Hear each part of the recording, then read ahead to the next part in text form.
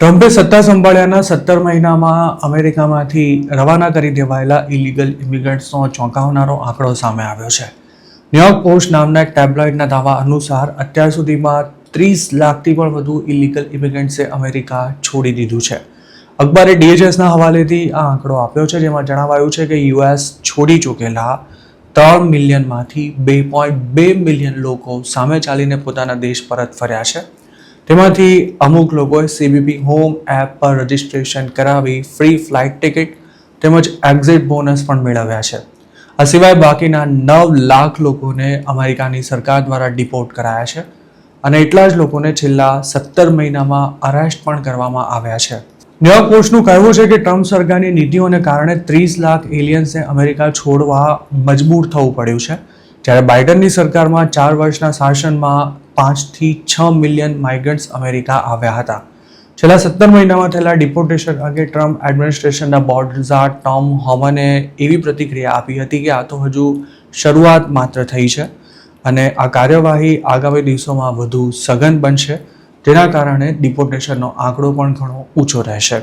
Trump સરકારે જે self ડિપોર્ટેશનનો programme શરૂ કર્યો છે તેના હેઠળ CBP હોમ એપ પર રજિસ્ટ્રેશન કરાવનારા દરેક ઇલીગલ એલિયનને $2600નું એક્ઝિટ બોનસ અને free one way air ticket આપવામાં આવે છે. DHSનું કહેવું છે કે CBP હોમ દ્વારા એક ઇલીગલ ઇમિગ્રન્ટને ડિપોર્ટ કરવાનો ટોટલ ખર્ચો $5100 જેટલો થાય છે, જ્યારે સરકાર કોઈને પકડીને ડિપોર્ટ કરે તો તેની પાછળ $18,245 ખર્ચવા પડે છે. સેલ્ફ રિમૂવલની કોસ્ટ ઘણી ઓછી હોવાથી ટ્રમ્પ સરકાર સતત તેને પ્રમોટ કરી રહી છે, પણ CBP હોમ દ્વારા અત્યાર સુધી માત્ર 1 લાખ લોકોએ જ અમેરિકા છોડ્યું છે, જે કુલ ડિપોર્ટેશનના માંડ 3% જેટલું થાય છે. ટ્રમ્પ સરકાર ડિપોર્ટેશનનો ટોટલ આંકડો અગાઉ પણ અનેકવાર જાહેર કરી ચૂકી છે, પરંતુ અત્યાર સુધી કયા દેશના કેટલા લોકોને અમેરિકાથી પાછા મોકલાયા છે તેનો કોઈ ચોક્કસ ડેટા શેર કરવામાં નથી આવી રહ્યો. ઇન્ડિયાની જ વાત કરીએ તો ગયા વર્ષે 3800 લોકોને અમેરિકાથી ડિપોર્ટ કરાયા હતા, પણ તેની સામે જાતે જ ઇન્ડિયા પાછા આવી ગયા હોય તેવા લોકોની સંખ્યા કદાચ ઘણી વધારે હતી, પરંતુ તેનો કોઈ ઓફિશિયલ રેકોર્ડ નથી. સૂત્રોનું માનીએ તો હાલ પણ મહિને 1-2 રિમૂવલ ફ્લાઇટ્સ ઇન્ડિયા લેન્ડ થઈ રહી છે, જેમાં પાછા આવનારા લોકોમાં સૌથી વધુ પંજાબ, હરિયાણા અને ગુજરાતના લોકો હોય છે. 2025 પહેલાં જેટલા ઇન્ડિયન્સ અમેરિકાથી ડિપોર્ટ થતા હતા તેના કરતાં અનેક ગણા લોકો ત્યાં ઇલીગલી જતા હતા. જોકે હવે જનારા કરતાં આવનારા વધી ગયા છે.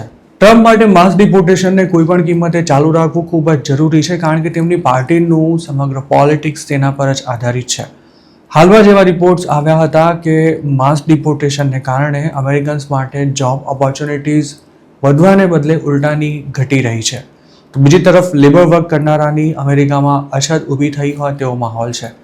અમેરિકામાં પણ માસ ડિપોર્ટેશનનો વિરોધ કરનારો એક વર્ગ છે, પણ તેની સાથે જ એવા લોકોની સંખ્યા પણ ઘણી મોટી છે કે જેમને ઇમિગ્રન્ટ્સ પસંદ નથી અને આવા લોકો જ રિપબ્લિકન પાર્ટીના વોટર્સ છે. લોકોનો મિજાજ પારખીને હવે અમેરિકાએ ડિપોર્ટેશનની પેટર્ન પણ બદલી નાખી છે. 2025માં ભરપૂર હોબાળો અને તમાશો ઊભા કરીને માસ ડિપોર્ટેશનને અંજામ અપાઈ રહ્યો હતો, જ્યારે હવે ડિપોર્ટેશન એકદમ સાયલેન્ટ થઈ ગયું છે. હાલમાં જ એક રિપોર્ટ આવ્યો હતો જેમાં એવો દાવો કરાયો હતો કે ઇલીગલ ઇમિગ્રન્ટ્સની ડેઇલી અરેસ્ટનો આંકડો ઘટી રહ્યો છે. આઈસે હવે કોઈ મોટી કાર્યવાહી કરવાનું લગભગ બંધ કરી દીધું હોય તેવી સ્થિતિ છે, પણ હવે ઇમિગ્રેશન કોર્ટ્સ દ્વારા રિમૂવલ ઓર્ડર ઇસ્યુ કરવાનું પ્રમાણ વધી રહ્યું છે, તેમજ કોર્ટ અથવા આઈસની ઓફિસમાંથી જ ઘણા એલિયન્સને પકડીને ડિપોર્ટ કરવામાં આવી રહ્યા છે. આ ઉપરાંત હવે લગભગ તમામ રિપબ્લિકન્સ સ્ટેટ્સની લોકલ પોલીસ પણ ઇમિગ્રેશન એન્ફોર્સમેન્ટમાં સામેલ થઈ ગઈ હોવાથી તેનો વ્યાપ પણ વધી રહ્યો છે. ચાલુ અઠવાડિયામાં જ નવા 80 ઇમિગ્રેશન જજીસને અપોઇન્ટ કરવામાં આવ્યા છે અને તેમને પહેલેથી જ નિર્દેશ આપી દેવાયા છે કે અસાયલમના કેસ બને તેટલા જલ્દી ક્લોઝ કરી ફાઇનલ રિમૂવલ ઓર્ડર ઇસ્યુ કરી દેવાના છે. જે જજીસ આ પોલિસી અનુસાર કામ નથી કરી રહ્યા તેમને નોકરીમાંથી છૂટા પણ કરાઈ રહ્યા છે.